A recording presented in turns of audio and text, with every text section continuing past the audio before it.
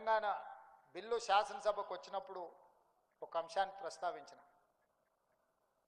ఈ తెలంగాణ నేల మీద తెలంగాణ యొక్క ఏర్పాటు కోసం పోరాటాలు చేసి అసూలు బాసిన వాళ్ళే ఉన్నారు. అసూలు బాసిన వాళ్ళు, అమరులు అయిన వాళ్ళు, వాళ్ళ గొప్పతనాన్ని, వాళ్ళ పోరాట స్ఫూర్తిని వాళ్ళు లెక్కించుకోలేరు. అలాంటి వాళ్ళు వేలాది లక్షలాది మంది ఈ నేల మీద పుట్టినరు, ఈ నేల మీద అమరులైనరు. కానీ విజయం సాధించినప్పుడు కొంతమంది ఆ చరిత్రను తమ గొప్పతనంగానో తమకు అనుకూలంగానో మలుచుకుంటారు. కాబట్టి ఈరోజు ఉమ్మడి ఆంధ్రప్రదేశ్ శాసనసభలో తెలంగాణ యొక్క చరిత్రను, పోరాట స్ఫూర్తిని, సాయుధ రైతాంగ పోరాటం నుంచి ఆ తర్వాత 69 కానీ, లేకపోతే 96లో తెలంగాణ జనసభ ఉద్యమం కానీ, లేకపోతే 2001లో కానీ వివిధ సందర్భాలలో తెలంగాణ ఉద్యమంలో పాల్గొన్న విద్యార్థిని ఉద్యమకారుల గురించి చర్చ జరగాలి, ఈ చరిత్రను లెక్కించాలి అని ఆ రోజే నేను శాసనసభలో ప్రస్తావించాను. ఈ మధ్యకాలంలో కూడా ఏదో సందర్భంలోనే అన్నా, ఒక వ్యక్తి, ఒక కుటుంబము, ఒక రాజకీయ పార్టీ మొత్తం తెలంగాణ చరిత్ర అనే విధంగా చిత్రీకరించడానికి కొంతమంది ప్రయత్నం చేస్తున్నారు. అది వాస్తవం కాదు. తెలంగాణ ఉద్యమంలో ప్రత్యక్షంగా పాల్గొన్న వాళ్ళు వాళ్ళ అనుభవాలను తెర ముందు జరిగింది, తెర వెనకాల జరిగిన విషయాలను క్రోడీకరించి రాసితే మన భవిష్యత్ తరాలకు ఈ సమాచారం, ఈ సందేశం చేరాలి అని వారు కోరుకున్నారు. ఈరోజు పెద్దలు దేవేందర్ గౌడ్ గారు రాసిన ఈ పుస్తకంలో తప్పకుండా ఆనాటి తెలంగాణ ఉద్యమ సందర్భంగా జరిగిన సంఘటనలు కావచ్చు, ఒక్కొక్క సందర్భంలో తెలంగాణ అంశాన్ని ప్రస్తావించడానికి, తెలంగాణ అంశం మీద మాట్లాడడానికి జరిగిన ఇబ్బందులు కూడా ప్రత్యక్షంగా ఉన్న వాళ్ళకే తెలుసు.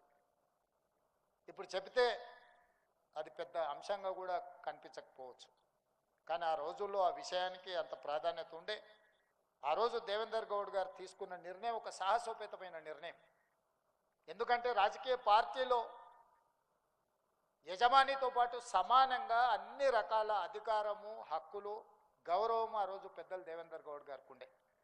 ఆ రోజు వారు ఉన్న పార్టీలో నాయకుడు ఎంత చలామణి అవుతుండేనో దేవేందర్ గౌడ్ గారు కూడా సరి సమానంగా నాయకుడితో పాటు ఆ రోజు చలామణిలో ఉండే. వారి ఆర్థిక పరిస్థితి నేను చెప్పాల్సిన పని లేదు, వాళ్ళ రాజకీయ నేపథ్యం, వారు పొందిన పదవులు నేను చెప్పాల్సిన పని లేదు.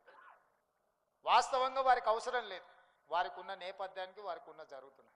కానీ వారు వాటన్నిటిని పక్కన పెట్టి ఈ సందర్భంలో నా పాత్ర నేను నిర్వహించాలి, తెలంగాణ ఈరోజు ఈ పదము పలకకుండా ఈ పదాన్ని ముందుకు తీసుకెళ్ళకపోతే ఈ సమాజానికి అన్యాయం జరుగుద్ది, నాకు వ్యక్తిగా నష్టం జరిగినా, కష్టం వచ్చినా ఈ విధానంలో ముందుకెళ్ళాలని వారు ధైర్యంగా ముందుకు వచ్చారు. ఆ రోజు పాశం యాదగిరి గారు, చాలామంది మిత్రులు వారితో పాటు కలిసి నడిచిన వాళ్ళు, పనిచేసిన వాళ్ళు చాలామంది ఉన్నారు. ఎన్నో ఒడిదుడుకులను వారు ఎదుర్కొన్నారు. నిజంగా వారు చాలా లగ్జరీ లైఫ్ని వారు ఆ రోజు సాక్రిఫైస్ చేసింది. ఎందుకంటే ఇది ఏ తీరానికి చేరుతుందో తెలియదు, ఏ రూపాంతరం చెందుతుందో తెలియదు. తెలంగాణ రాష్ట్రం వచ్చింది కాబట్టి ఈరోజు ఇక్కడ ఉన్న వాళ్ళందరూ రాష్ట్రం వచ్చింది కదా అనే ఒక సంతోషంలో ఉన్నారు. కానీ ఒకవేళ రాష్ట్రం రాకపోయి ఉంటే రాజకీయ పరిణామాలు వేగవంతంగా మారి ఊహించని పరిణామాలు రాజకీయాల్లో వచ్చినుంటే వారు నిర్మించుకున్న మొత్తం భవిష్యత్తే గందరగోళం పోయి ఉండే. అయినా పర్వాలేదు అని చెప్పి ఆ రోజు పెద్దలు దేవేందర్ గౌడ్ గారు తెలంగాణ ఉద్యమంలో ముందున్నారు. ఇదే విధంగా గోదావరి జలాల ద్వారానే తెలంగాణ రాష్ట్రం సస్యశ్యామలం అవుతుంది. వేలాది టీఎంసీలు సముద్రంలో కలుస్తుంటే పాలకుల నిర్లక్ష్యం తెలంగాణకు తీరని అన్యాయం చేస్తుంది. ఖచ్చితంగా గోదావరి జలాల ద్వారానే ఈ తెలంగాణను సస్యశ్యామలం చేయాలని వారు పాదయాత్ర చేయడం ద్వారానే ఆనాటి ప్రభుత్వం మీద ఒత్తిడి వచ్చి ఎప్పటి నుంచో డిమాండ్ ఉండే. అంతకంటే ముందు పెద్దలు విద్యాసాగరరావు గారు కూడా గోదావరి జలాలు, ఇచ్చంపల్లి ప్రాజెక్టులను చేపట్టాలని వారు ఒక ప్రయత్నం చేశారు. వారి ప్రయత్నం ప్రజలకు అంశాన్ని చేరింది, కానీ ఆ ప్రయత్నం ఆ సమస్యను పరిష్కరించలే. కానీ పెద్దలు దేవేందర్ గౌడ్ గారు ఎప్పుడైతే గోదావరి జలాలను తెలంగాణలో పారించాలి అని చేసిందో ఆ ఒత్తిడి ఫలించింది. ఆ రోజు ప్రాణహిత చేవెళ్ళ ప్రాజెక్టును ఆనాటి ప్రభుత్వం చేపట్టి దాదాపుగా ఎక్కడో తుమ్మిడిహెట్టి దగ్గర ఉన్న ప్రాజెక్టును చేవెళ్ళ వరకు, వికారాబాద్ వరకు, తాండూరు వరకు నీళ్లు తరలించాలనే ప్రాజెక్టుకు ఆ రోజు పునాది రాయబడ్డది. ఆ పోరాటంలో దేవేందర్ గౌడ్ గారు ఆ పాదయాత్ర ప్రభుత్వాల మీద ఒత్తిడి వచ్చింది, ప్రభుత్వాలు నిర్ణయం తీసుకునే ప్రభుత్వాలు ఆ ప్రాజెక్టును చేపట్టాల్సిన పరిస్థితి వారి పాదయాత్రతో వచ్చింది.